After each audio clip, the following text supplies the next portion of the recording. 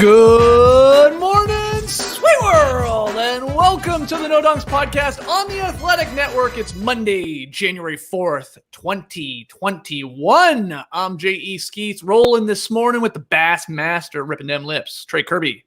Hey, yo. We got the international man of mystery taking it to the max, Lee Ellis. Friend. Lily. Last but not least, making the magic happen, it's JD. Hello. There he is. Here we are. Shout out to the stream team joining us live here on YouTube. Make sure you like and you comment and you subscribe. We're nearing in on 22,000 subs. I want 25,000 by the end of the week. Yeah, I want 50,000 by the end of the month. I want 100,000 by the end of the season. So let's do it. Tell your friends about No Dunks on YouTube. Email us your NBA questions and comments to nodunks@theathletic.com. We have, I was going to say penciled it in, but we put it in marker. Wednesday, we're hitting the beach to answer your questions and comments. We got a whole bunch of them, but keep sending them in, nodunks@theathletic.com. Go grab yourself some sweet No Dunks merch over at nodunks.com. Immaculate items, always available for sale. JD, you and I rocking the same white No Dunks hoodie here today. Looking nice fresh. item right there. Very nice item. And where's Tassie? Well, I'll tell you where Tassie is. He's already up on your YouTube channel. He's already in your No Dunks podcast feed. Trying something a little different here in the new year. A little what you need to know mini sort of recap podcast. Tass leading the charge on that. It's like a 5 to 10 minute recap of the big games and news.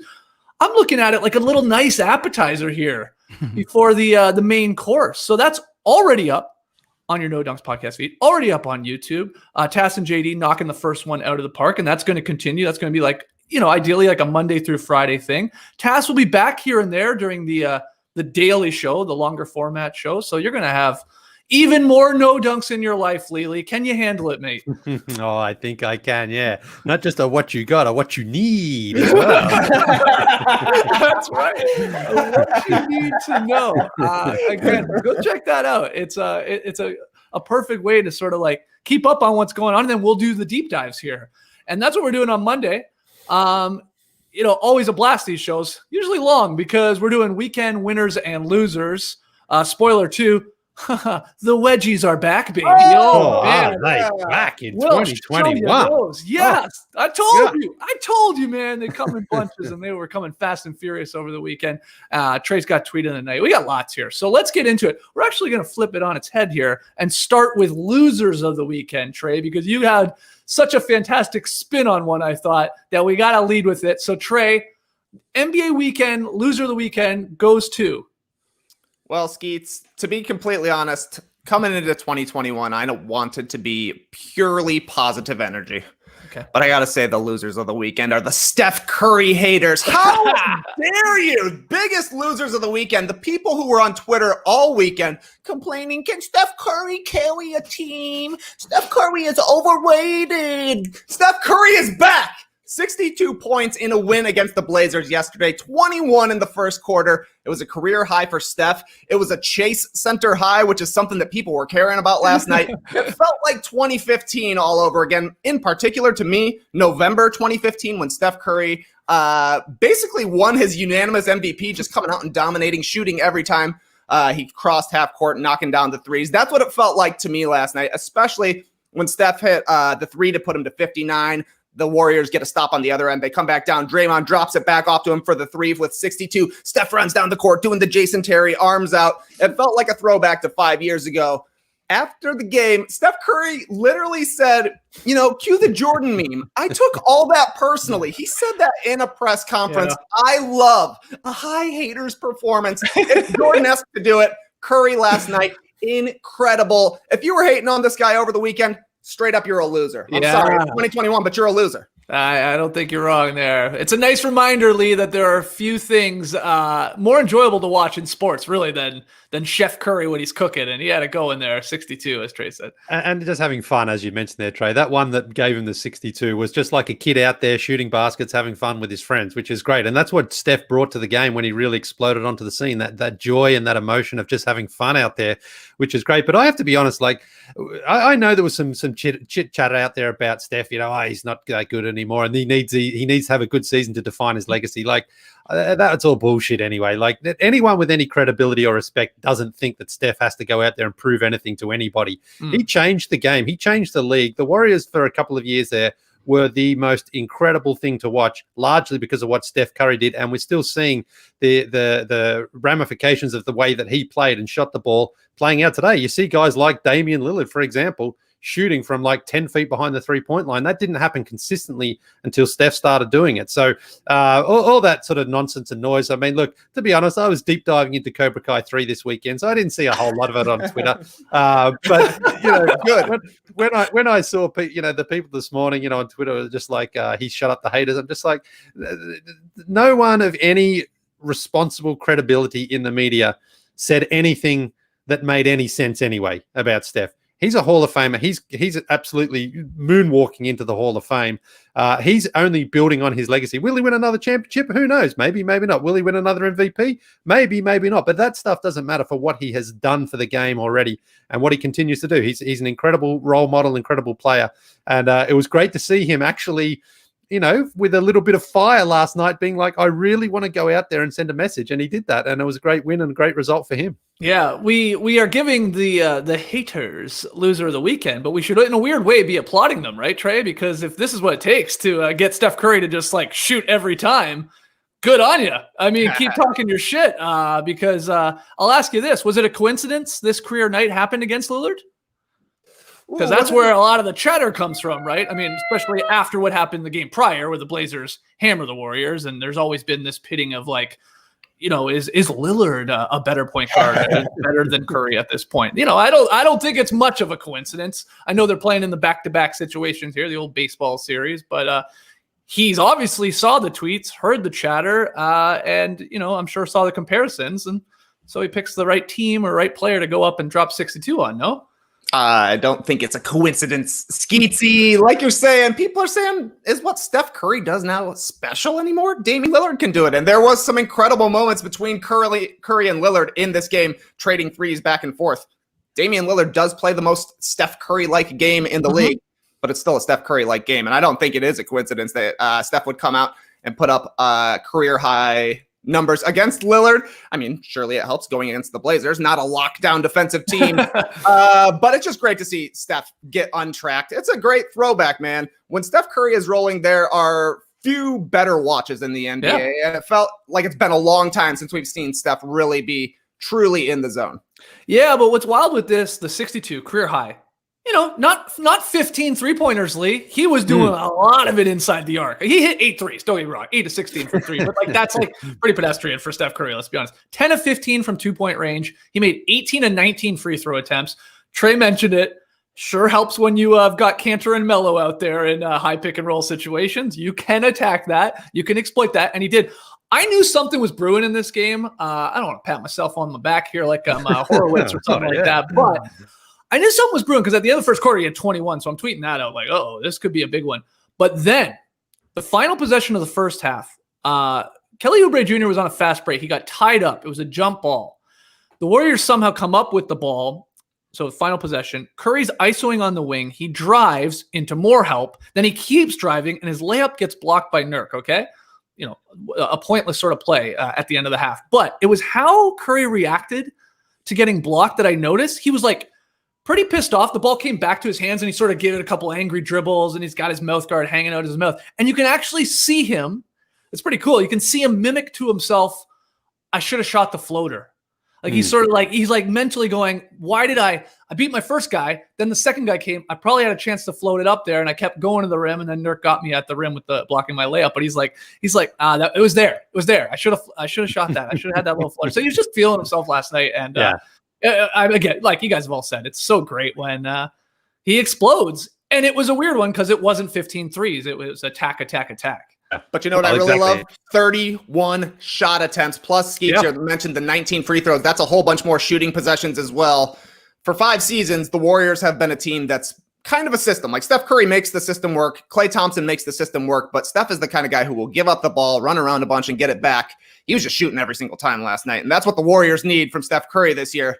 It's not about being nice and being fair to your teammates. I would like Kelly Oubre to have a great season too. I would like Andrew Wiggins to lead the league or lead the team in scoring if you're envisioning the correct scenarios. But if you want to win games, let your best guy shoot the ball every single time. It worked last night. Yeah, Draymond Green basically said as much after the game too. Like, let's just have him shoot. Lee, are you wearing a Wiggins Warriors jersey? Or is that oh, okay. I wasn't sure. Not quite. No. Look, let's be honest. Wiggy has gotten a little bit better. He's actually doing other things out there, like he's grabbing 1 rebound a game and 1 assist and a steal. But until he post up yesterday. Until he does it for 25 games straight, there's just no way I'm going to buy back into any Wiggins stock. But the other thing about Steph, you mentioned the shooting and the fun out there a couple of times as well, shaking his defender like we used to see there, like where he would sort of just dance with Gary Trent Jr., whoever it was. And it's hilarious to see, like, when you see Steph do it to a big guy like a Rudy Gobert, that kind of happens because the big guy's at a disadvantage. When it's a guy about the same size as Steph and he can still shake him and send him flying, to me, that's still a great part, an underrated part of the game where it's just sort of like, you see that as like, it's street ball. It's like, I'm just going to dance and dance and dance. You don't know what I'm going to do. Maybe I'll step back and hit a 3. Maybe I'll drive inside. Maybe I'll just pull up for a mid-ranger, but I'm in complete control. And I think, again, he just had that confidence there flowing last night. He was just feeling it. And that's what he was trying to do, is just say, like, I can shoot this anytime I want. I can try to get this shot off anytime I want. It doesn't matter who's defending me. And it's another beautiful thing to watch because listen, we talk about LeBron, his underrated passing. Steph's handle's underrated in my mind. No, he's got like Jamal Crawford like handles. So I agree with that. Yeah. So this is funny. I mean, he's being sort of like critiqued or doubted after now putting up 62. That helps. Don't get me wrong. He's averaging 32.3 points per game on 46% shooting, 36% from 3, 6 assists, basically 5 rebounds. And the Warriors, respectable now, 3-3. I mean, they're 500. They would be in the playoffs if they started today. So it's not even that bad. So it is weird that chatter sort of was amplified over the weekend, even though Lee wasn't catching any of it. How was Cobra Kai, by the way? Is it season 3? Yeah, please don't ask me because I'm going to absolutely spoil it for everybody. Okay. Oh, man. Okay. So, yeah, the Warriors are looking good, and I hope we just continue to get a couple of these Steph performances, Trey. Totally. I hope we see more of them. My favorite stat from last night, Steph Curry, 62, Kelly Oubre, 58 on the season. Like the stream team is saying, Draymond coming back, it certainly helps. It pushes Eric Pascal to the bench. Draymond can make plays. We saw on that 62-point shot where he had the little flip back. Yep. He just knows what he's doing out there. And it certainly helps the Warriors having another all-star on the court. So, yeah, a good weekend for the Warriors. And, they also gave us 2 wedgies, which we'll get to later. Yeah. So, it felt like 2015 all over again. Feeling good. I don't know. Maybe I'll cut my hair now. Oh, wow. JK. No way. All right, well, I'll continue with the loser of the NBA weekend.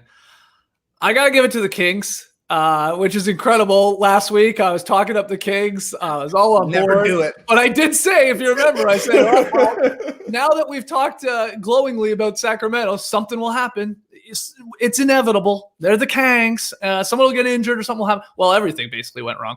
They lost back-to-back games to the Rockets. Okay. A decent Rockets team, but you don't want to drop both here in these weird series. They lost rookie Tyrese Halliburton to a bone bruise in his left wrist. He's going to be reevaluated in a week. That's not good. That guy's like a glue guy for them, despite being a rookie. He makes things, he makes the wheels turn a little bit. And then they lost all good vibes that they maybe had going with Marvin Bagley III's father's trade request on Twitter. So Bagley 2 doing Bagley 3 dirty.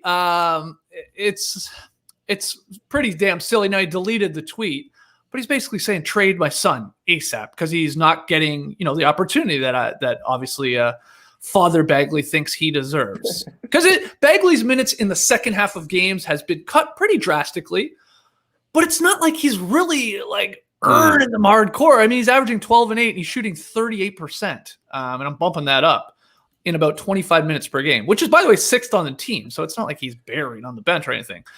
But 37.5%. The guy's 6'11". That's rough. So Luke Walton has made decisions here where he's going with Holmes and stuff like that in close games or in fourth quarters. But Dad Bags is not happy. As Jason Jones, I think he wrote on The Athletic, he's like, perhaps the Kings cannot have nice things or surprisingly good players because there will always be some kind of distraction on the horizon. So it's really disappointing. I mean, again, I'm still high on the Kings. I like a lot of their talent. I'm obviously a huge Fox fan. I like what Buddy's doing. Even Holmes has been really, really solid. Of course, we talked up Halliburton. And Bagley was making progress even, but then this comes and just sort of blows it all up because now, Bagley the third, he's in a tough spot, Lee, because, if he supports his dad, it looks like he's agreeing with him and wants to be traded or at least wants more of a prominent role. And if he says he doesn't want to be traded, well, then he's going against his pops. I mean, it's stupid. Now, and he was been asked about it and he sort of skirted around it, said, I just want to focus on the game. It's just brutal. Look, Bagley's career is going to be defined by a couple of things. Obviously, the Kings are bypassed on Trae Young and Luka Doncic, Doncic is struggling a little bit this season, but Trae Young's on fire.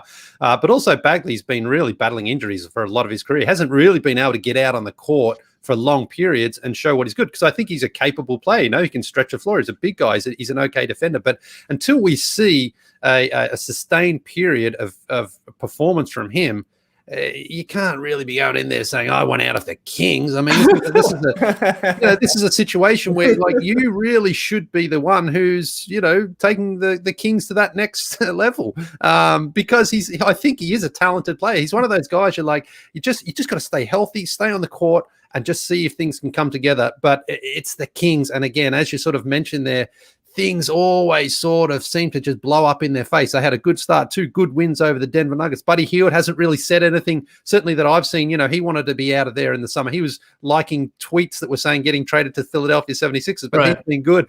It sort of has been like a quiet season there in Sacramento. Now you got someone's dad coming out there, LeVar Ball, almost just saying, trade my son. But again, your son hasn't done enough yet to warrant that sort of discussion. There was a in that article, Jason Jones there talking about a game as well where Rashawn Holmes basically finished the game, and Bagley wasn't happy with that. But again, coaches on the fly make decisions like that. You can't take that as a knock. It's just like sometimes that's just the way it goes, especially when you're Bagley, who hasn't just gone out there and lit it up for his team at any point to warrant that sort of I can't believe my son didn't get out there and play. So I hope they can sort this out, because I too, coming into the season, I think if the Kings can keep the car on the road, they can make a push. And they started well, but already we're sort of seeing this chaos and this drama, and that just never ends well in Sacramento. Yeah. Trey, is Steve Kirby happy with the touches you're getting here on the podcast? Dad Curbs need dad bags. I would love for my dad to be tweeting. I'm not getting enough mic time here on the classics. But I imagine that my dad would say, look at what Skeets is doing, man. Skeets is putting up stats out there. That's what Marvin Bagley's dad should be saying to Marvin Bagley. Look at Rashawn Holmes. He's shooting 66% from the field. Marvin Bagley, he's shooting 37% from the field. That's pretty tough to do when you're almost 7 feet tall. Yeah. The guy's one of the fastest bigs in the league. He should be playing like Rashawn Holmes. He should be flying to the hoop. He should be just catching alley-oops and lobs. And he should be a rim runner. He wants to be Dirk Nowitzki. He wants to be Chris Bosh. He wants to be somebody who faces up and gets baskets that way. It's easier to get baskets when you just dunk. And then when you play defense on the other end, I think that Rashawn Holmes has simply been better for the Kings. I would like the bag of beans to be out there as well, getting buckets and playing in the fourth quarters. He should be playing. I totally agree with his dad. You want to play the guys who are supposedly the future of your franchise, but you got to give him a reason to be on the court. Bagley has not done that yet. Yeah, he has not really earned it to be closing some of these games. That's spot on. This isn't the first time, too, that Bags number 2 has taken to Twitter and had some things to say about the Kings organization. This is dating back to Jagger being there and stuff like that. He really is. I saw someone say he's like LeVar Ball without the publicity. The way he's obviously stands up for his kids. That's great, but sort of putting him in a tough spot there. Marvin Bagley II. It's always weird. Yeah, to me. yeah. There's an older man that is the junior. Yeah. It's just a strange thing to wrap my head around. But I know JD's like that. JD's like the fourth or fifth Terrence going. So I don't know. Anyway, Keats, you did retweet a link from The Athletic this weekend that had an incredible story about this whole situation with Marvin Bagley and the Kings, written by Jason Jones. Subscribe at theathletic.com/no-dunks. The best part is that former Kings coach Dave Yeager apparently misspoke and referred to Marvin Bagley III as Motown legend Marvin Gaye in a game at Detroit. So what happened here? That right there is a hilarious sentence. I imagine it's during the game, and he says, "Hey, Marvin, what's going on? The game." And he comes and says, "Hey, I'm Marvin Bagley. I'm not Marvin Bagley. I'm not Marvin Gaye." So apparently then Marvin Bagley Jr., Dad Bags, started calling Dave Yeager Dave Yogurt. Which I'm sorry is very funny. I think that Dad Bags wins this one here. Okay, I'm glad you brought that up. And I did tweet that out because I read that paragraph. I was like, what the hell is going on here? The first part's incredible. That Marvin Bagley was referred to as Marvin Gaye in Detroit, and then the Dave Yogurt takes to the next level. Dave Yogurt. Have you seen that Curb Your Enthusiasm where Larry David talked to Ben Stiller about yoga and yogurt? They're saying they're both healthy things, yoga, yogurt. Is that where it came from? Maybe that's a thing with Marvin Bagley. He thought Dave Yeager was being nice by calling him yogurt. That's funny. That's funny you say the Ben Stiller, because my buddy Grish reminded me the other night that right before COVID took off, I flew up to New York for the weekend to hang with him there. We went to a Knicks game, and while we were coming out of the Garden, I had a couple pops in me, but as we're coming out of the Garden, we're by, I guess, like the celebrity entrance, and I saw a man. I go, "Oh, hey, Jerry Seinfeld." It was Ben Stiller. What? I think I was thinking of his dad. I didn't run up. I just and he heard me. I pointed right at him. "Hey, Jerry Seinfeld." And Grish is like, "That's Ben Stiller." Oh yeah. Okay. See, at least Marvin Gaye, to Marvin Bagley is close. I mean, Jerry Seinfeld to Ben Stiller is not even the same again, name. I think I was thinking of his dad. Right? Right, I'm pretty sure that's where my brain was malfunctioning. Again, a couple pops were had there. All right, Lee, let's keep it going here. Loser of the weekend for you. Yeah, well, I'm going with a team that's just quietly lost 4 in a row. It's the San Antonio Spurs, and more specifically for last night's loss to the Utah Jazz. They were in San Antonio, and the Jazz absolutely lit up the Spurs, especially from downtown, 21 of 41. And I dug a little deeper into this because I had noticed teams seem to be shooting the ball well, and they are shooting the ball from deep very well against the San Antonio Spurs. They give up the 3rd worst percentage from downtown. And no LaMarcus Aldridge there last night for the Spurs, I'll say that. But we know defensively that's not LaMarcus's strength there. But the Spurs had a couple of nice wins to start the season against the Grizzlies and the Raptors. It looked like, maybe this young team, they're going to get back in the playoffs. And now they've lost a couple to the Lakers, I will say that. But last night, Bogdanovic, again, looking beautiful out there on the court, shooting the ball spectacularly, hit 6 or 7. And it just felt like the Jazz basically decided we're either going to shoot a 3 or we're just going to walk into the paint and score easily. The Spurs gave up 130 points so easily last night. They've got some concerns there. They've really got some concerns, I think. And again, it's early in the season and we know all that. But just the way that the Spurs kind of hang their hat is on the defensive end, where they just make it hard for teams to score. But right now, they're not doing it. In those 2 Lakers losses, again, the Lakers were kind of going at half speed. They weren't really going full speed, and they scored easily as well. So I just wonder what's going to happen here with San Antonio, because I think they've got some good young players there. And again, they're obviously in that sort of a rebuilding phase here. But I wonder if, DeRozan and Aldridge will both be there by the season's end, because I sort of think they're both at a different stage. They're like, listen, especially DeRozan, he's like, I need to be on a contender. Aldridge the same. What's their trade value? I haven't worked the trade machine just yet. I might get one of them to the Blazers, but they've both got big contracts. But that's really the question. That's really why I brought it up. It's like San Antonio, I think, is clearly at a stage now where they're looking to the future, and those 2 players, as good as they have been, and they're great players, really not a part of it. So what does San Antonio do there? There was some talk that DeRozan was going to get traded in the summer there, or whatever that off season was. It never eventuated. But I wonder if they start badly and they continue to be playing badly, if talks will pick up a little bit more traction, because I think he's got some value. I definitely think DeRozan and Aldridge has value out there. It's just exactly who and where and for what. No surprise, the Spurs sort of going under the radar. I'm glad you brought them up there because I feel like with trade chatter, I don't know, maybe this is because I'm a Raptors fan, but their rough start, you see a lot of talk of like, oh, would they trade Lowry, obviously, to a contender if this season continued to go the way it's going? Would you look to trade Siakam? And I know Harden's name's been linked to them. But the Spurs, you're right. I mean, that's a team with two great vets. I mean, these guys are still good players. Oh, yeah. He's still really, really solid. Aldridge, when healthy, of course, can be a problem in a playoff series. We've seen that before. So, yeah, will San Antonio look to ship one or both of those guys?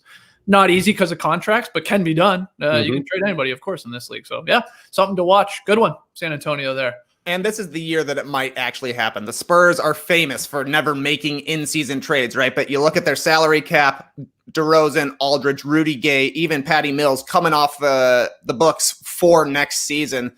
It's a youth movement in San Antonio. It's just a matter of, will the Spurs actually decide we're bad this year and we're going to be bad? Maybe they should. There aren't a whole bunch of teams that are actively shooting for the number one pick.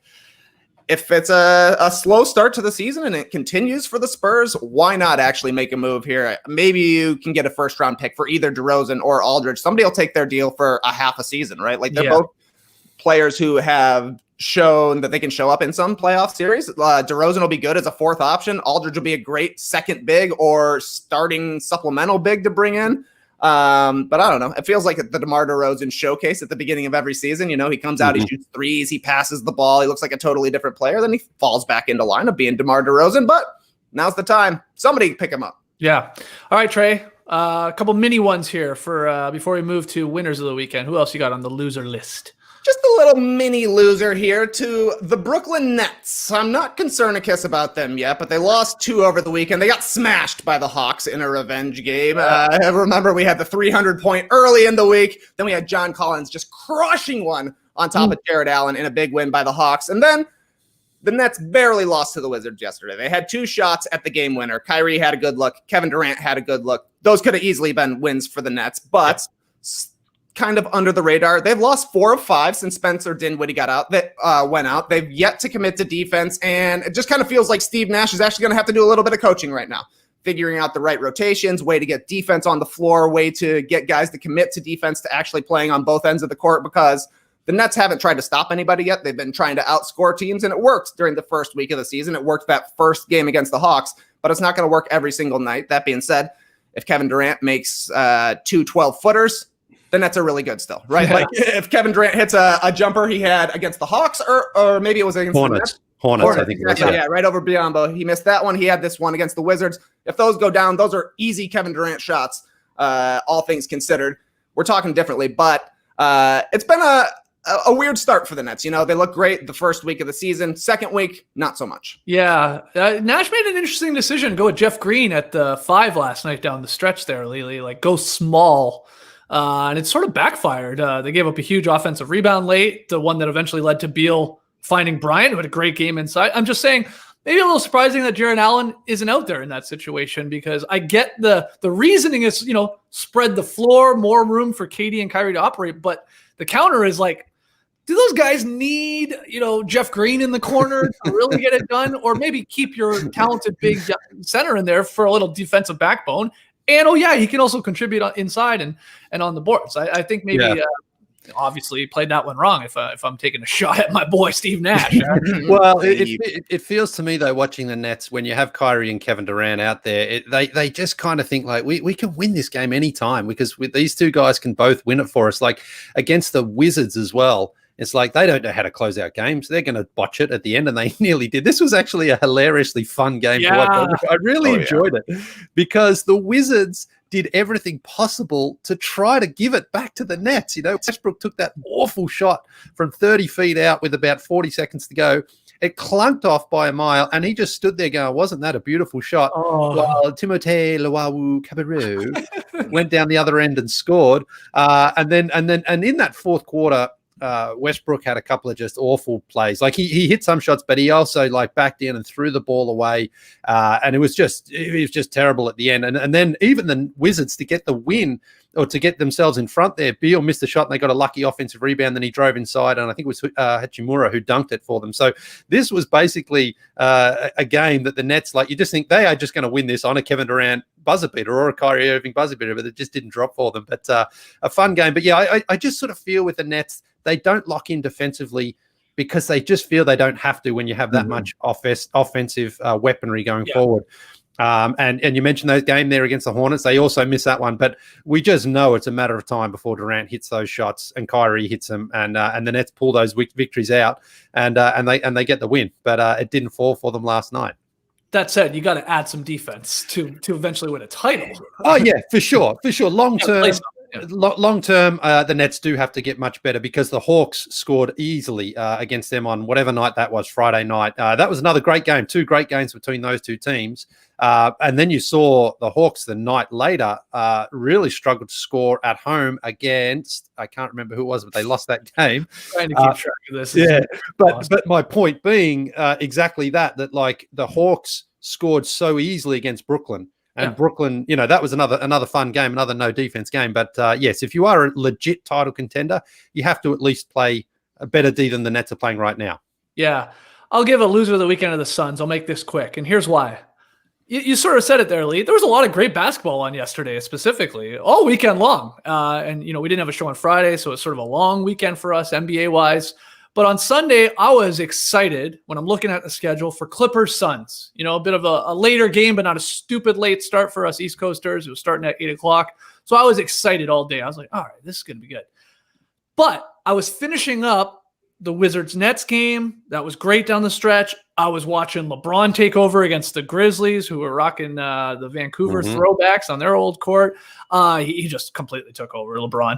And so I'm watching these, and then by the time I got done those, I'm like, all right, here we go. Suns Clippers. It'll be first half.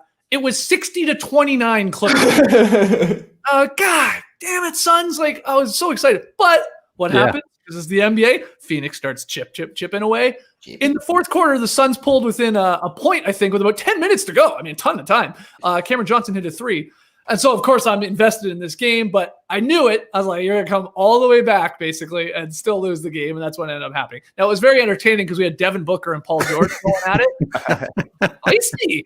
Devin Booker, though, looks like a 12-year-old kid, though, talking to Paul George out there. That was a great, that fourth quarter. It was the same, because I saw that score early, and I thought, oh, wow, they're getting hammered. And then it was like a couple of possession game. You tune in, and Chris Paul, he caught one too from Paul George there. I thought we weren't going to see him again, but he did come back out there. He got one right in the hibbits there. But yeah, the Suns had chances in this game. They could have, a 31-point comeback. Yeah. Incredible. We would have been leading with the Clippers. Exactly. Possibly. Well, I know Steph did his thing, but that would have been bad. But it was if they blow another 3-1 lead. Right. But it got juicy. I was still upset with the Suns because I was suddenly deflated when I saw the score, but we're getting some crazy scores here without the fans and maybe like the less travel, and the comebacks are always in play in today's NBA with the way teams can shoot the 3. Because the Clippers couldn't miss from 3 either early in the game, but they were on fire. But Paul George, I know a lot of people hate him, but when he's going, oh man, is he hilarious, because he just takes like these off-balance threes and feels like he can get by anybody. He's got that quick first step. So he was dominant because Kawhi had a super quiet game. And Kawhi talked about it after. Yeah, that mid-ranger for Kawhi wasn't falling in that fourth quarter. So I wonder if the mask is bothering him a little bit. I don't know. Maybe it's an excuse for him, but it seemed a little bit steamy around the mouth and around the face. I just wonder if it's like, when you're wearing a mask, especially for me as a glasses wearer, I'm always steaming up my glasses. I wonder if that's a problem for him. But Eddie Johnson on the broadcast there, he was kind of saying, Paul George, you don't need to get into these like jawing contests right now. You're cooking right now. He was on fire last night. Just go out there and burn Devin Booker, because Devin Booker is a good offensive player, but defensively, Paul George was doing whatever he wanted, and he was almost like getting caught up in that and not focusing on just getting the win and securing it for his team. They did in the end, but a little closer than it should have been for the Clippers. Yeah. Anything to add to the Clips Suns there, Trey? I thought the Suns were gonna end up as winners of the weekend. They almost pulled off the comeback, and I thought the game against the Nuggets was awesome because you got the full Chris Paul experience when he hits the clutch jumper kind of in the post over Nikola Jokic, and then one of his teammates accidentally steps on his shoe as he's celebrating, and Chris Paul turns around, he's yelling right out, "Hey, don't step on my shoe, I'm trying to play basketball out here." I thought that was great. If they would have been able to pull off the comeback last night, Skeets, we would have been talking about the Raptors as one of the losers of the weekend. That's what everybody in the stream team said. The Suns, excuse me, Skeets? Wow, it's more. Yeah, the Raptors. I mean, yeah, they've been the loser of the season so far. Let's be honest here. It's not good. It's not good. They keep having leads in these games and cannot close it out as they lost another one to the Pelicans over the week. It's just like weird when you come Monday and you're talking about a game on like, I don't know, Friday or Saturday. If you're going to lose in the NBA, lose big on Friday night or even Saturday because we're less likely to really do a deep dive on it. That's the right. truth. Take a big dump on a Friday, the Friday news dump. That's right. Yeah. That's right. But yeah, I'm not happy about the Raps. You guys know that. You know, I need to stick in the knife and twist it. Hey, man, the Bulls were terrible for a week. Now the Raptors are terrible for 2 weeks. Yeah. By the end of the season, I think it's going to even out for you, buddy. All right, great. Well, we'll get to NBA weekend winners, but first, a quick word from our sponsors, Lee. It can be awkward or embarrassing to talk about erectile dysfunction. Usually we brush it off or blame ourselves. But Roman is here to help you get the advice you want and the help you need with no shame. With Roman, you can get a free online evaluation and ongoing care for ED, all from the comfort and privacy of your home. A healthcare professional will work with you to find the best treatment plan. If medication is appropriate, Roman will ship you real medicine with free 2-day shipping. The whole process is straightforward, simple, and discreet. Getting started is simple.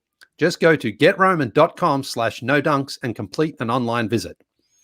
Go to getroman.com/nodunks to get $15 off your first order of ED treatment, a free online visit, and free 2-day shipping. That's getroman.com/nodunks for $15 off your first ED treatment. getroman.com/nodunks. All right, NBA weekend winners. Trey, get us started. Who gets the dub? Oh, Skeets, we're really stretching the definition of winners here. We're going back to last year for this winner. John Wall made his return Thursday after 2 years off. Looked good in a Rockets win. He went for 22, 9, and 6. He only shot 8 for 20. His first basket was a dunk, the classic John Wall lefty. Didn't quite have the explosion we're used to from John Wall, but he got it out there, and he honestly looked really good in the Rockets' baby blue uniforms. I will say, you say the Grizzlies ones show sweat. Wow, you're going to look sweaty wearing these baby blue Rockets jerseys, but Wall was again good on Saturday, playing this time without James Harden. John Wall went for 28, 6, and 4. He had 3 steals, 2 blocks, another win for the Rockets. He was flying around out there. He was playing defense. He was so good that somebody actually compared him to Michael Jordan on the Wizards. Saying that Tim McMahon said that John Wall, a total of 50 points in his first 2 games after a 2-year layoff. The last player to do that per Elias, Michael Jordan in 2001. That's crazy. I didn't even know that ever happened. But Wall has been good. The guy is flying around out there. He has missed 2 years with a variety of injuries, but he looks like he's moving pretty well, and he looks like a really nice fit next to Christian Wood, who has still been balling for the Rockets. He is like an ideal big to play next to James Harden and to play next to John Wall. Who knows how that'll work if those 3 guys are around for the entire season? It could work out all right. We've seen Chris Paul and James Harden work out pretty well, having 2 ball handlers outside with a pick and roll threat. It was Clinton Capella back in the Chris Paul days, but you got Christian Wood out there now. He's scoring, he's rebounding, he's dunking everything. I liked what I saw from the Rockets this weekend. John Wall, surprisingly good in his return. Absolutely. Go ahead, Lee. Yeah, no, I was going to say the same thing, especially that Saturday night game, because the first one, okay, he was getting a little bit of rust out of his system there. But the second one, he honestly couldn't tell he had missed 2 years with really bad knee and leg injuries there. He was moving around very, very well. And the shot was looking quite decent as well, that little mid-ranger he had there. So right now, the prospects for the Rockets is much better than they were a week or so ago before we'd even seen him and DeMarcus out there. Now, DeMarcus hasn't looked as good by any means, but certainly if this is the John Wall the Rockets are going to get this season, then I just think things are completely different for them, their outlook and their possibilities. And a potential looking all-star in Christian Wood, too. Christian Wood's kind of like Hassan Whiteside, who's just shooting threes out there. He's bounced around a few teams, and all of a sudden it's like, wow, where did this guy come from? Yeah. He's incredible. But and now it is fascinating what they do there with James Harden, because if he stays and Wall's giving you this and this other, these other guys are contributing. It's just, they're not going to win the championship, of course, but they're back in that would be amazing. They're back in the mix of just like, hey, they're top 5 team maybe in the Western Conference. Yeah. Again, like how much John Wall will be able to play, and will he sit in back-to-backs going forward? Who knows? Will he sort of come back to the mean a little bit? But right now, his speed is maybe not quite what it was, but he's moving laterally as well, which is very, very good. He's shooting, and he just looks like a guy who's like, man, I miss playing basketball. I just want to get out there and play as hard as I can. So very, very good weekend for the Rockets and for John Wall. He also said, John Wall did, quote, I feel like I'm the best shot blocking point guard of all time. Which is just like, first off, you just played 2 games. First time in 2 years, like, okay. I think he's got 3 blocks in the 2 games. Good at the point guard position. But I was caught off guard by that because I wasn't sure how to react. I'm like, hold on, is he? Because Dwayne Wade is the greatest shot blocking guard of all time. Yeah. Hands down. You can't convince me otherwise, but I never considered Dwayne Wade a point guard. Him show up, late point guard early on in his career, blah, blah, blah, but he's not. So is it John Wall? And then if it's not, who else is it? I mean, young John Wall, I remember rookie and sort of second season John Wall did get a lot of blocks, but I don't remember sort of too many after that. Well, here's the thing, Lee. I fired up Basketball Reference, the database, because I was curious. So I just checked to see guards, because you can select guards, totaled over 80 blocks in a season. I just picked 80 because I was like, close to 1 a game, whatever. Yeah. If you're missing games. So D Wade, because he obviously is considered a guard, he did it 4 seasons, 80 blocks total. Right. With Miami, he did it all 4 times with Miami. 106 blocks in one of the seasons in 08-09 in 79 games played. That's really good. The only other guard from Basketball Reference's database is Hall of Famer Dennis Johnson, who did it twice for the Sonics in the late 70s. And he, again, I think you considered a point guard, also a shooting guard. It's always tough, but he was, not a big guard. So, Dennis Johnson did it numbers-wise. So John Wall never did it. I don't even know if John Wall's ever had 60 blocks in a season. But anyway, there's just a fascinating thing for him to say. Yeah. And I was like, it made me fire up Basketball Reference. So good on you, John Wall. I think Drew Holiday is actually. I remember one year he had a really good blocking year at the point guard position. What was Jordan's most blocks? Because Jordan. I mean, he must have. You figure he got close. I mean, he's had some highlight reel blocks in his career, but maybe he didn't get that many. I'm not sure. Gerald Wallace was another good one. I don't know what position. Wallace was. I think the point guard is. No, I know exactly why John Wall slid that in there. Yeah, I know. I'm just trying to think of other guards who got a lot of blocks, and then sort of seeing if you can, finagle it to make it sort of someone. Best I can do, I think, is honestly Dennis Johnson. As my counter, and then maybe Drew Holiday, but I think even that's a bit of a reach. A lot of people in the stream team are saying Nate Robinson because he blocked Yao and Shaq. Okay, memorable. Pretty impressive for a small guy. Well, he blocked LeBron too. Remember, there's that block Nate Robinson got on LeBron when Nate was at the Bulls. Was Nate on the Bulls? I don't remember that one. I'll have to look that one up. It's like YouTube. LeBron goes up with the left hand and he comes and wipes it from behind. Nate Robinson for the most memorable blocks. You've been pushed out of that spot. Lee, let's keep it going here. Winner of the weekend. Well, so this one is another team that's kind of slid under the radar, but they're the best team in the East right now. Only one loss, and that was to my Cleveland Cavaliers, the Philadelphia 76ers. I will just say, though, pretty easy schedule so far, but what has impressed me about them so far is their offense has gotten certainly looks a little better than it did last year. Now, the bar was very low for last season because it looked awful. It was just so congested in there. And the Doc Rivers effect, I think, is you're just seeing it. Now, again, they beat the Hornets. So, that's a team they should beat. But it just feels that, we thought when Doc comes in, maybe he'll get something out of Tobias Harris. He's done that so far. It's all very early, but you can just sort of see that it just seems a little bit smoother out there. And I think that's very, very important here for Philadelphia. They need to get off to a good start. They need to get out there and get these wins, and pile them up early if they can, because there are people like me who doubt whether or not they are a legit team going down the stretch because I just don't feel that offense is going to work. But from what I've seen so far, it just looks like, okay, he's just tweaked a few things here. I mean, Joel Embiid, again, I think is looking good. The game has slowed down a little bit for him. And him and Simmons don't seem to be just on top of each other so far. Simmons has made some nice passes from sort of in the low post there, and he's doing things that I think make it a better, a more enjoyable watch to see Philadelphia out there right now. So, they get the wins. They're playing better. Good early signs here for Philadelphia, but they've also had a very, very easy schedule. So it's a little hard to take too much out of it. But again, teams like this coming into the season with some question marks, if they can answer those ones early against teams they should beat, I think that's a good sign. Tobias Harris had one of the sneaky good dunks from the NBA weekend too. So I know we said the John Collins one, that was huge. That's probably the dunk of the weekend, but Tobias was catching some bodies there too. It's always surprising when Tobias Harris sort of dunks too. It's sort of Jeff Greenish to me. It's like, you do sort of have that in your bag, but we don't see it all that often. But it's always fun when you throw one down. Yeah.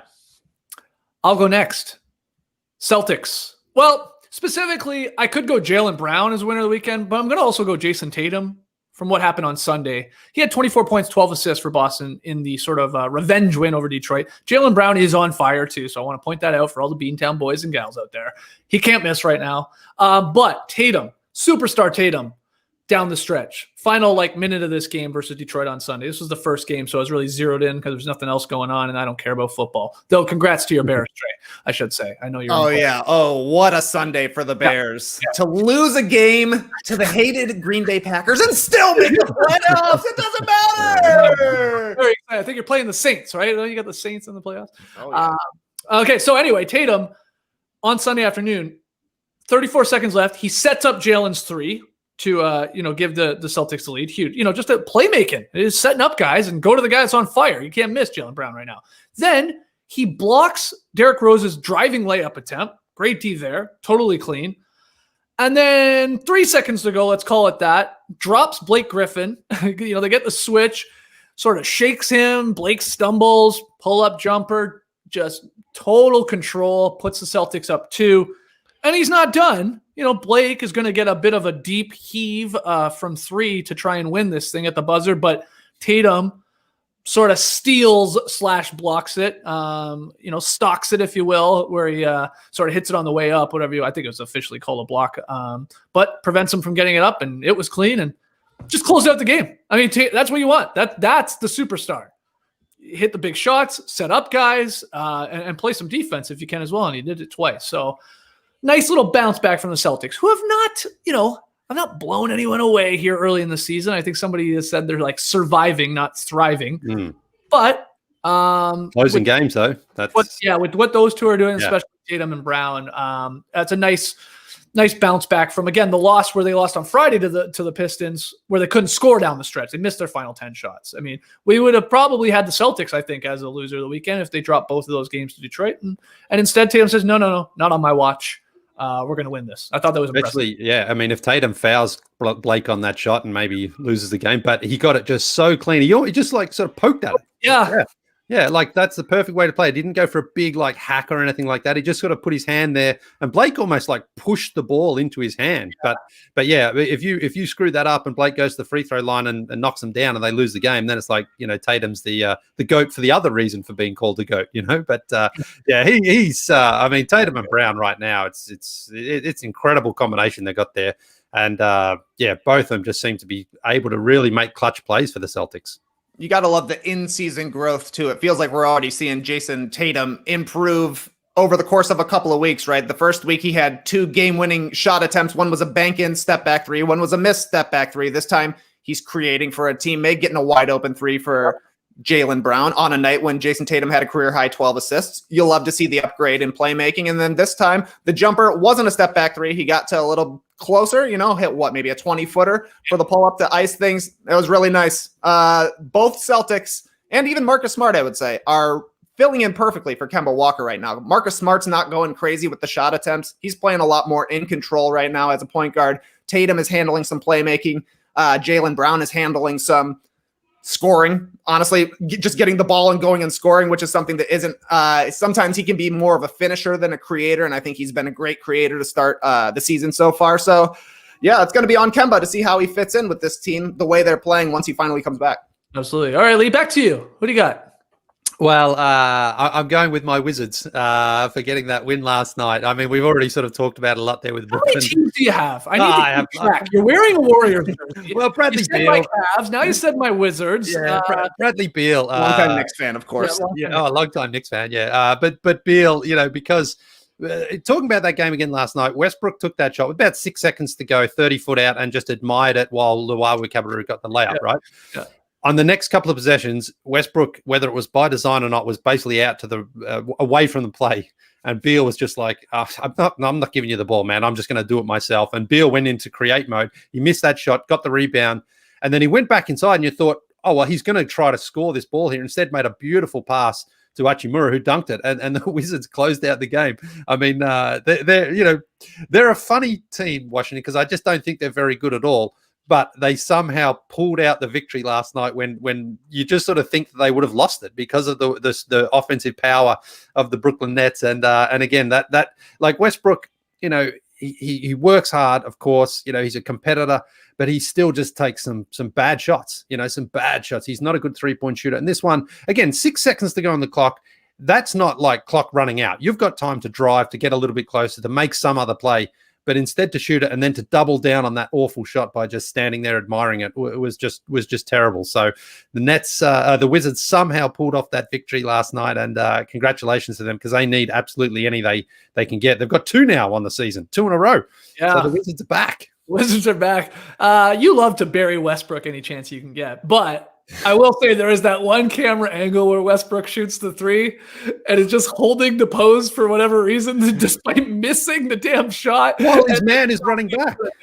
Yeah, it's crazy. I mean, I love his competitiveness. There's no question that I love the way that he fights and he competes, but I just get so frustrated how he still gets sucked into taking just terrible shots like that. And again, like that, to not have the discipline or the awareness to be like, oh, shit. That's off. I got to get back on defense here. It's bad. It's bad. I mean, it just sends a message. And I think you could see that on the next possessions where Beal was like, I'm this side of the court. You stay over there. We're not going to you. Or I'll just live with it. And I always love watching Bradley Beal. I mean, he's still got the most beautiful shot in the game. So, I stand for everyone, By the way, I remember that game, the Hawks and the Cavs on Saturday night. It was the Cavs down here in the Fortress. That wasn't the most fun game. That was a bit of an ugly game, but the Hawks just could not score. Right. But Colin Sexton, MIP? Who knows? Oh, goodness. Wow. What about Jeremy Grant? MIP? Yeah. What about this guy? Okay, so so you're a Knicks fan, you're a Cavs fan, you're a Hawks fan, you're a Warriors fan, you're a Wizards fan. You've got at least 5 teams. Yeah. Yeah. Okay. Yeah, it'll be tough come play-in tournament time. It's going to be all your favorite teams playing against each other. Who are you going to cheer for? Oh, man, I just have to wait. It's probably going to be the 10th and the 9th team. You've got to go for the underdog. You've got to pull for them. Probably the Raptors. Trey, a mini winner of the weekend? A mini winner. Somebody call Amari Stoudemire. The Knicks are back, baby. They went 3-1 from Sunday to Saturday. The big win was Saturday against the Pacers. It moves the Knicks to 3-3, 500 for the first time after 6 games, for the first time since 2017. Julius Randle joins Nikola Jokic and Luka Doncic as the only players to be leading their teams in points, rebounds, and assists. The Knicks, they're winning games right now. I'm not totally sure how they're doing it. Austin Rivers was making huge play after huge play down the stretch against the Pacers. Tommy Tibbs working that magic along the Knicks sideline. I don't know how long it's going to last, but we got to give the Lee's Knicks a winner while they're actually winning. They could easily be the worst team in the league. It seemed like they might be after the first week of the season, but they put things together. They're playing hard out there, and they're getting contributions from people you wouldn't expect. Nerlens Noel, also a pretty solid game. So shout out to Nerlens Noel and Austin Rivers, your Knicks saviors. Lee, were you one of these Knicks fans taking to Twitter saying, hey, look at the standings. Knicks half a game up on the net. Suck it. Yeah, I think it was Network who tweeted, Nick's top 4 or something like that. It was because I remember when we had Network on the show here, and he was like, because he thought at that point they were going to get Westbrook, and he would talk himself into saying maybe Westbrook can help this team. Well, instead, it's Thibodeau. It's the Thibodeau effect there. They've improved. But Julius Randle, MIP, he's having a great season. It just, you know what, though? It feels, I don't know if it's maybe because it is this season, things are so different, no real off season and coming into it has been different, but it just feels like anybody can win any given night. Anyone can go on a streak, which is great. That is very good for the NBA because it's like, it's fun to watch these teams that we kind of just dismiss and write off actually sort of, playing and having fun. And maybe it's not different. Maybe that's sort of the start of every season, but it just feels to me that when you tune in right now, you're like, oh, this team's kind of fun to watch. I don't mind watching them, Yeah, well, that transitions into my final winner of the weekend quite nicely, actually, Lee, because I'm giving a winner of the weekend to the Jokers, plural. All right. First off, the Joker, Jokic. He's averaging 22, 11, and 13 while shooting 62% from the floor, 44 from 3, and 82% from the line. The national media will start taking notice of this as soon as Denver strings some wins together here because, they haven't got off to a great start, but they got a good one over the Wolves last night. Pretty dominant victory there, but that's just nuts. I mean, those are crazy, crazy numbers right from the jump. But I say Jokers because I'm talking about the Joker also from The Dark Knight, who said, introduce a little anarchy, upset the established order, and everything becomes chaos, Lee. I'm an agent of chaos. No, the thing about chaos? It's fair. And I say that because you brought it up, Lee. The standings are nuts right now. It's chaotic. And the Joker, that one, rest in peace, Heath Ledger, from The Dark Knight, is loving this because it's wild what's going on right now when you look, especially at the Eastern Conference, where you said Philly's 5-1 at the top. Okay.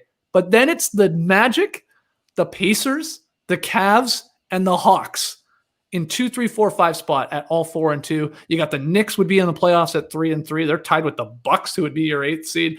I mean, it's just mental right now. The West is, also just it's a classic West where it's just a log jam. It feels like every team is either 4 and 2, 3 and 3, or 2 and 4. It is fun early on, and I'm with you, Lee. I think it is a little different than years prior, at least that I can remember, of a start where it's just like. Right now, it does feel like so many teams can at least compete on any given night. And I don't know what this like little baseball series effect it's having, if any, on the whole thing. But there's a lot of good talent, I guess, in this league too. And the 3-ball obviously is a great equalizer. And it's crazy right now. I mean, you just see the scores. You're like, what's going on? Why is that team up 30? That team should be down 30. And I just find, when there's often multiple games starting at around the same time, sometimes I'll just like in past, you'd watch a game and you sort of just notice the other score. But now I'm sort of finding I'm dipping into these other games just a little bit more and being like, I'm enjoying watching this team, And again, the Nets and the Wizards last night is a good example because I was like, the Nets will win this by 40, but it wasn't like that. It was actually like, there's some chaos out there. You're right. The Joker. Like it just doesn't feel like we have the same sort of confirmed storylines going in right now. It feels like, there's some teams out there that can really compete when they play hard, and when they and in the past we haven't seen that. So maybe it's just all this whole, the season came back late, and some of these teams haven't played for 9 months, really competitive basketball. But we're seeing some fun stuff. So it's very, very good for the league, I think, to have that feeling at least where there's a little bit more parity and a little bit more competition in the conferences. I do think the baseball factor kind of plays into things. You look at the Hawks, they had this game against the Nets early in the week. They lose, 145 to 141. They're probably like, we could have won that game. Normally, you're not getting another chance to beat that same team for a couple of weeks, probably. Sure. This time, it's a few days. So you're saying, okay, here's what we got to do to win. We just played this team. Let's do it. And they went out and they did it. I think that definitely factors in the familiarity, seeing the same teams, the same players over and over. But you mentioned the Jokers. Skeets, got to ask JD, hate to put you on the spot here. Who's the best Joker? What you got? Jack Nicholson, Heath Ledger, Joaquin Phoenix, Jared Leto. Isn't there a new one coming too, or is that the Riddler? In the new Jared Leto is the latest, and I think he is the current. Is he not? Well, there's a new Batman coming out, right? Right, but I think that Jared is the guy still. Oh, okay. But I don't know. I didn't know that. The best Joker, and it's not even close, is Heath Ledger. Yeah. I mean, it's by miles and miles and miles. And the second would be Jack Nicholson. in my opinion. All right. I would have liked to see them be able to kind of hybridize it. Like if Heath Ledger just had that gigantic face thing that Jack Nicholson had on, that was the only thing missing to me. That weird face. Yeah. Yeah. Well, Nolan wanted to put Batman in reality for some reason. There you go. I can't believe Cesar Romero got snubbed. I mean, yeah. Oh my God, Cesar is iconic, no doubt. He's incredible. I thought I showed some clips of Cesar Romero as a joke to my boys. They absolutely loved him. Yeah, loved him. Yeah, they're 8 and 4. 8. Yeah, yeah. Perfect for them. Oh my God, yeah. Like it's so funny seeing old Adam West. The sort of not very masculine in that role to what the Batmans are now. How dare you? Well, Lee, what's your favorite Batman villain? And you can't say the Joker, let's say. Oh, you can't say the Joker. Well, Catwoman, I guess. Julie Newmar, No, Michelle Pfeiffer in what was that one? Batman Returns? Was that Batman Returns? Yeah, Batman Returns. Catwoman. Yeah. Anne Hathaway is the best Catwoman, though. Come on. Is Catwoman even a villain? Kind of. Well, she sort of, she does swing a little bit, doesn't she? She sort of, I don't know what she does in her office. But they really ran out after the Riddler. And Penguin, I guess it's Joker, Penguin, Riddler, because then they had Egghead in the old day. Two-Face. Classic. He's on the Mount Rushmore. As you can imagine, I'm a huge fan of Egghead. I've never even heard of it. Who is Egghead?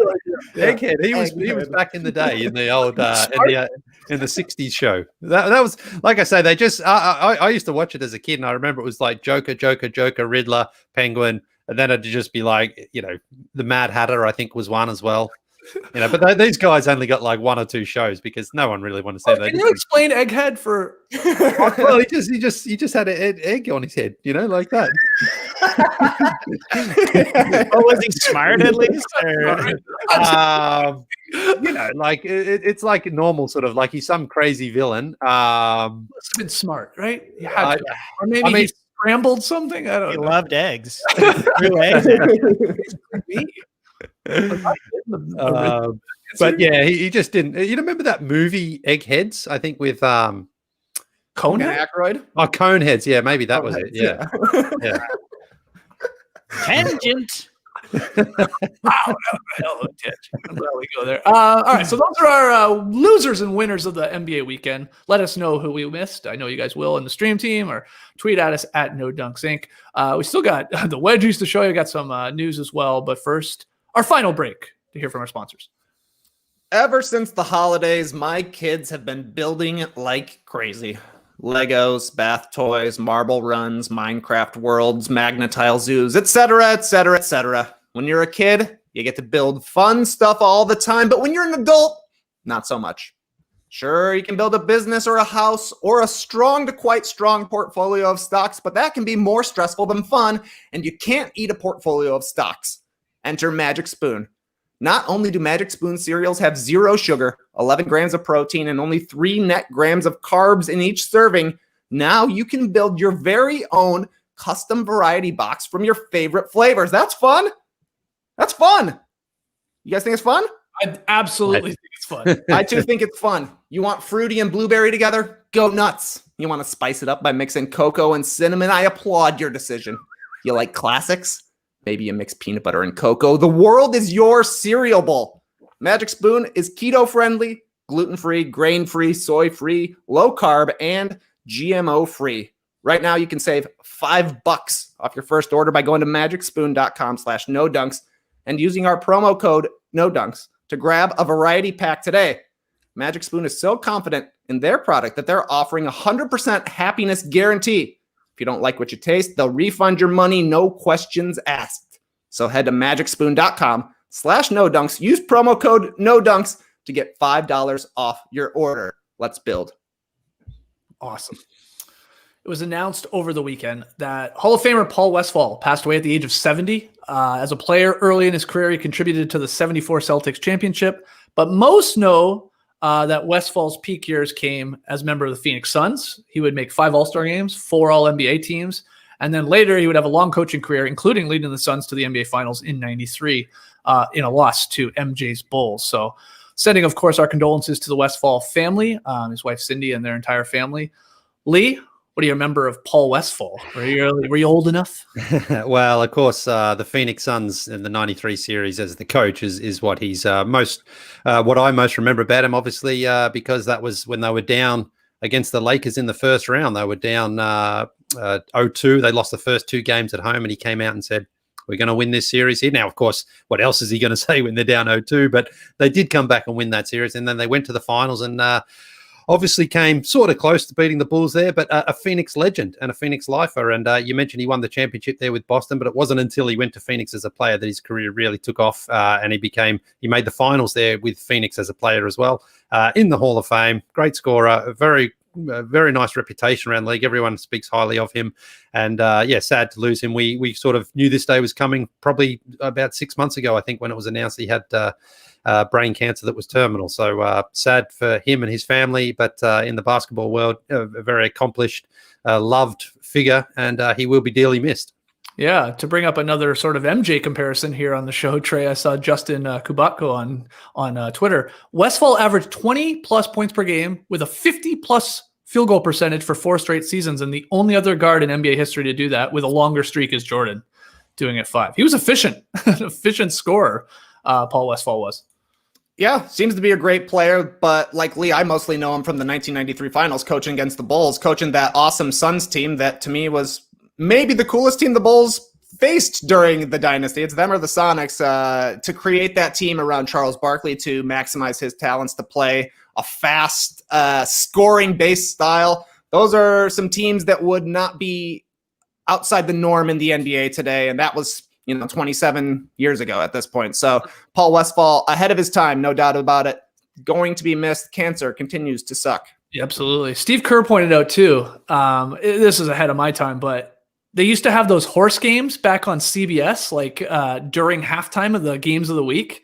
And Paul Westfall was like one of the guys always in those horse games, one of the best players in the league in those competitions, because he was really good apparently with like both his hands, had all like these like wild spin shots and stuff like that too. So Kerr saying, he's a really fun player to watch. So again, sending our best to the Westfall family and the entire NBA community. Right. It was a great weekend for the wedgies. We said off the top of the show, we got number 2, number 3, and number 4 on the season. We had 3 wedgies this weekend. We're going to show them to you here. On Friday night, it was the Blazers Warriors. Ooh. It was Nurk, blocking Wiseman's baseline layup. Then on Sunday, had the rare, tip wedgie here, a lot of bodies in there in the Jazz Spurs game. But then back to the Blazers Warriors on late Sunday night, Melo sticking the 3-point wedgie. That one really deep. Yeah, good. That's going to be on No Dunks. He knew it. So there you go. And I should say much love to the Blazers broadcaster, Lamar Hurd, who gave us the No Dunks show on the yeah, that's right. He said formerly the starters, now the No Dunks crew. Love it. Hell yeah, Lamar. Respect for knowing what's up there and knowing that we count in the wedgie. So up to 4. A great weekend. I mean, we only had 1 as we went into the new calendar year, and now here we are at 4. So a great little start here to the season, trying to get to I guess we're trying to get to 45, I guess, instead of 50. James Wiseman, the rookie as well, getting a wedgie. He's had a great start to his career. Absolutely. And then a Hall of Famer in Melo. I like that. Yeah. Excellent. Trey, you have the honors of Tweet of the Night. Tweet of the Night. Wow. Twitter. Well, Steph Curry was the big 62 on the evening, but it was a pretty common occurrence on Sunday all around the league, which is why today's Tweet of the Night comes from Doubles. Tweeted out a picture of Zach LaVine and Kobe White along with the caption, 62 points combined. Now, I will say, this came out before Steph Curry was done with his big night, but I was still dying at this tweet because it has very much you want 62 points from Steph Curry?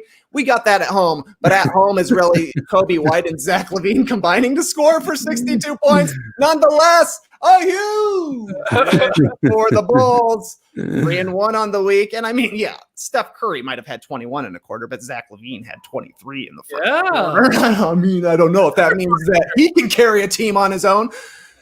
But I mean, he also doesn't have 2 MVPs and multiple titles, a Hall of Fame resume. But that was a nice weekend. 62 combined, baby. People were saying 63 combined only for Draymond and Steph. Hey, are the Bears going to beat the Saints here in Wild Card Weekend coming up? What's going to happen? The Saints are good. They score a whole bunch of points, and the Bears didn't even actually earn their way into the playoffs. They're number 7 this season. Usually only 6 teams make the NFL playoffs, but they upgraded it this year. And like I said before, they didn't beat the Packers yesterday to get into the playoffs. They just had to wait for the Los Angeles Rams to lose. So shout out to the Cardinals for coming through in the clutch there. Or no, I guess it was the other way around. The Rams won, the Cardinals lost. The Bears are in the playoffs. And unfortunately, it means they're probably just going to run it back next year. Trubisky coming back, Nagy coming back, maybe Pace.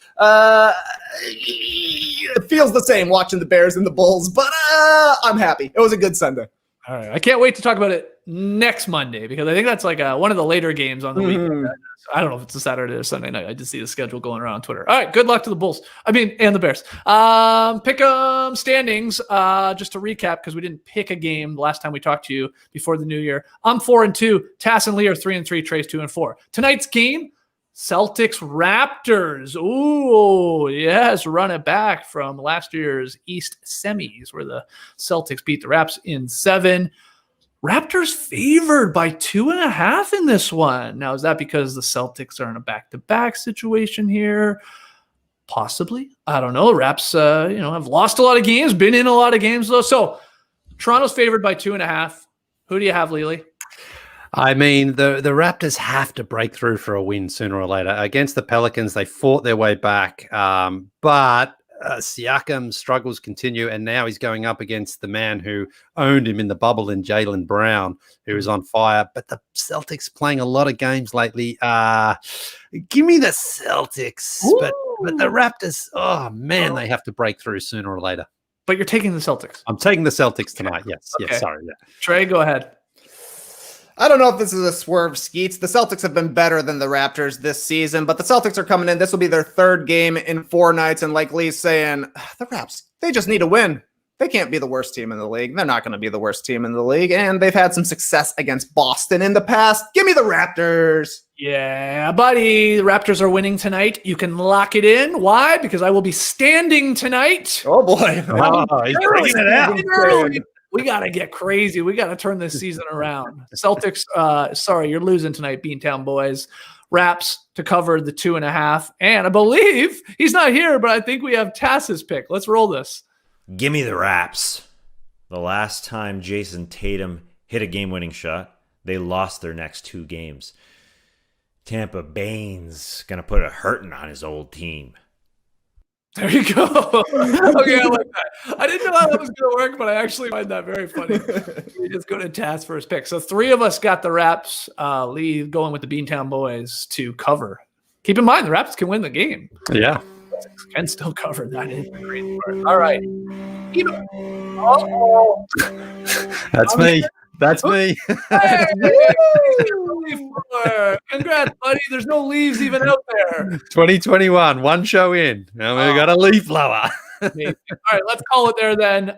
Email us your NBA questions to nodunks@theathletic.com. Check out our new mini recap podcast led by Tass there in our No Dunks feed. It's on YouTube as well. It's called What You Need to Know. Again, perfect appetizer. It's up really early in the day, so you know what the heck's going on. Then we do the deep dive here. Grab your No Dunks merch at nodunks.com. Subscribe to The Athletic already. I don't know why the guy keep telling you to do this. Just do it. No Dunks. Go to theathletic.com/nodunks to tell him we sent you. Clipper Bros. You heard it here first. Have a great time. Turn up. Love you guys. Awesome. Thanks for joining us, and remember, a true bean dad would have given his kid beans. That dad you heard about was can opener dad. Embrace the day, people. You could stay